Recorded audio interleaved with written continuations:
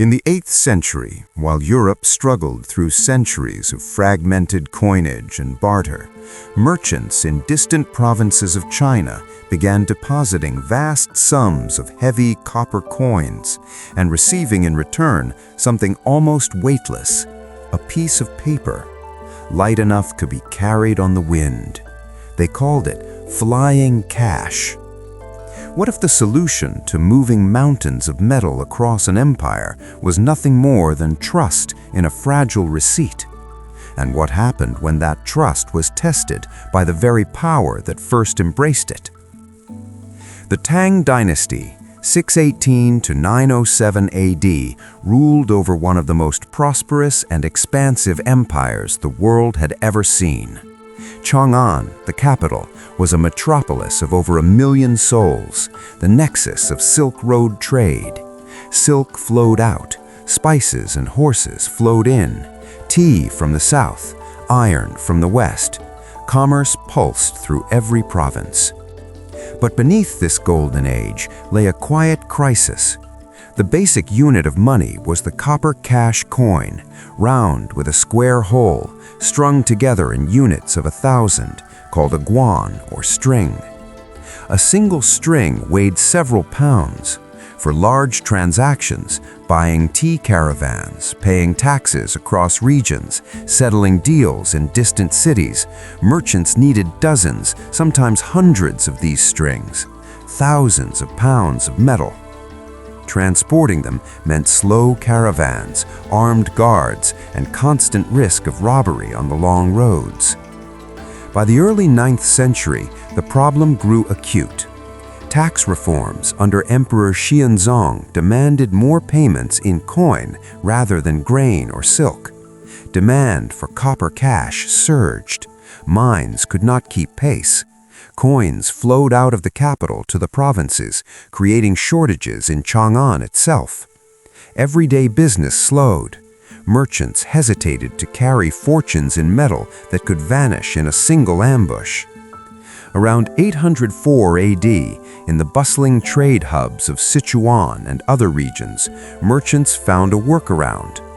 They deposited their heavy strings of coins with trusted intermediaries, local government liaison offices known as Jinzhou Yuan, provincial representatives in the capital, or even wealthy private houses. In exchange, they received a paper receipt, a handwritten certificate detailing the amount deposited, the date, and a promise of redemption. This receipt was split into matching tallies, one half kept by the issuer, the other carried by the merchant. To redeem, the pieces had to fit perfectly together, a simple but effective safeguard against forgery. No advanced printing, just precise matching and official seals. The paper was light, portable, and could travel swiftly by horse or messenger without the crushing weight. They named it Fei Qian, flying cash, because the document itself could fly across hundreds of miles while the metal stayed safely stored. At first, these were private arrangements.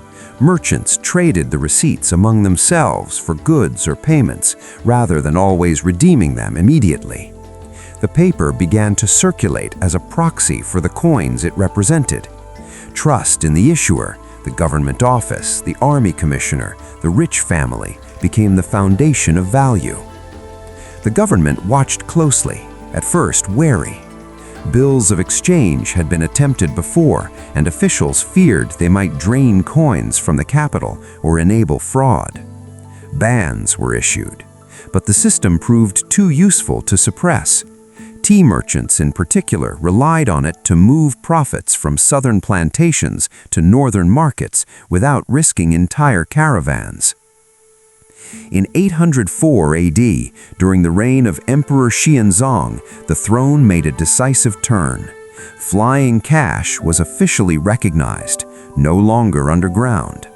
Government offices, the Ministry of Revenue, the Tax Bureau, the Salt Monopoly Bureau, took supervision. Deposits could be made at provincial liaison posts in Chang'an. The state began issuing its own versions, stamped with imperial seals.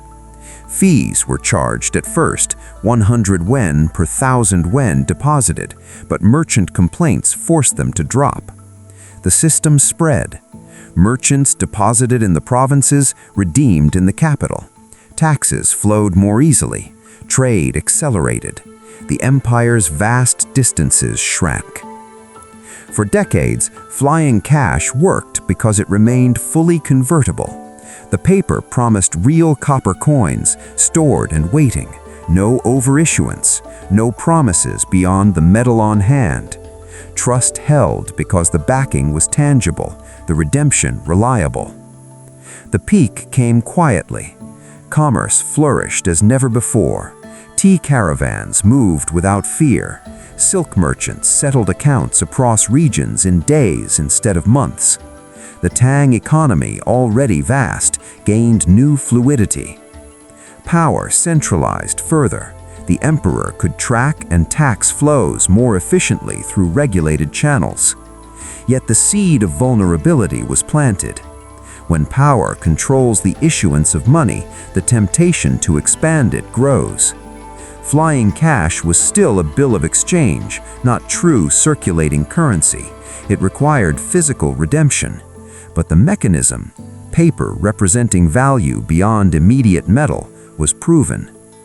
The Tang itself never fully collapsed under this system.